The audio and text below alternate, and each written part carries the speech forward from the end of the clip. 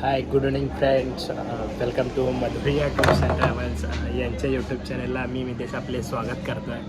तर आज आपण इंदिरा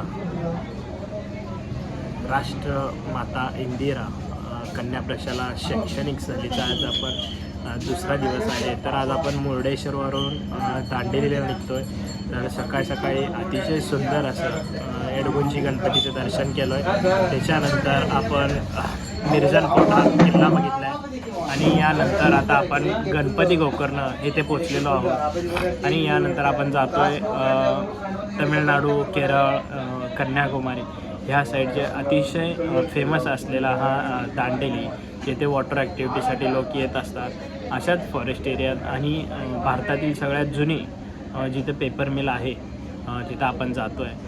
आणि आजचा स्टे आपला तिथं आहे. अतिशय सुंदर असं मुलं मजेत आहेत, एन्जॉय करत आहेत. आणि चला तर मग इथून पुढे आपण दांडेलीचा प्रवास करूया. आणि संध्याकाळी रेन डान्स आणि फायर कॅम्प, जो रेन डान्स दांडेलीत असतो त्याची मजा कुठेच आपल्याला पाहायला मिळत नाही आणि घ्यायलासुद्धा मिळत नाही. आणि यानंतरच आपण फायर कॅम्प लावणार आहोत. फायर कॅम्पची अतिशय सुंदर अशी मजा आपण घेऊयात. तर चला तर मग पुढच्या पॉईंटला आपण निघूया.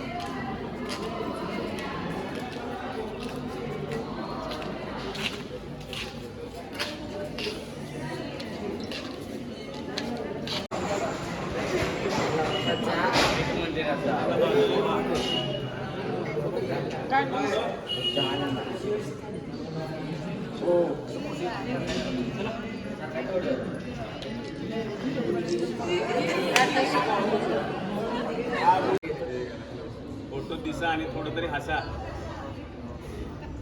अरे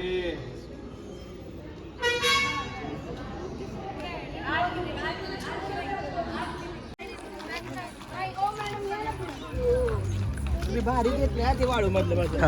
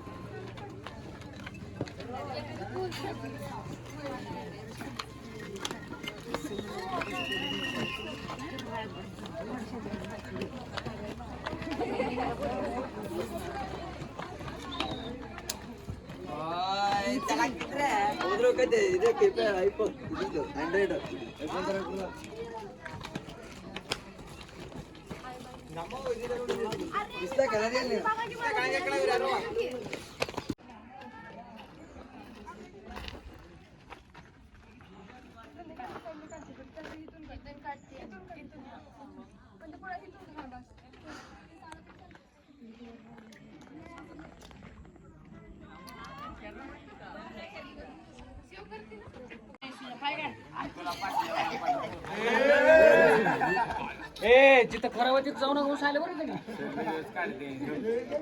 स्विमिंग पूल आहे. स्विमिंग पूल स्विमिंग पूल त्याचा तुझा फोटो भांबट लागल माग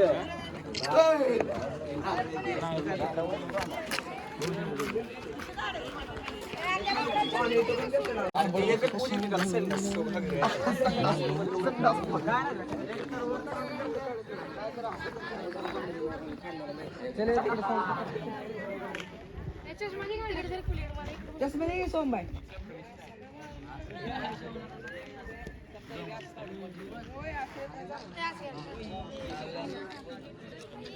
पलीकडे जागा तू पलीकडे या कोणीतरी राहिले का कोणी अजून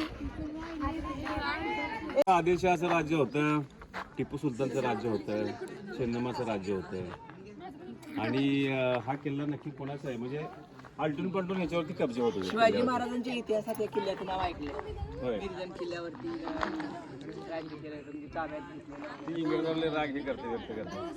सगळे इंग्रजांनी किल्ल्यांचे सगळे किल्ले जाळून टाकले म्हणजे हे जे काय ज्या किल्ल्यांमुळं त्यांना हाय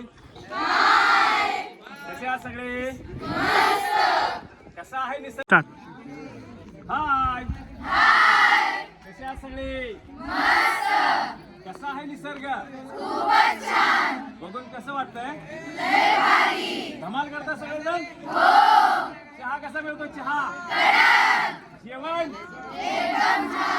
घरची आठवण येते घरी फोन करताय आई बाबांना थँक्स म्हणताय म्हणा आई बाबा तुम्ही आम्हाला सहलीला पाठवलं त्याबद्दल धन्यवाद धन्यवाद धन्यवाद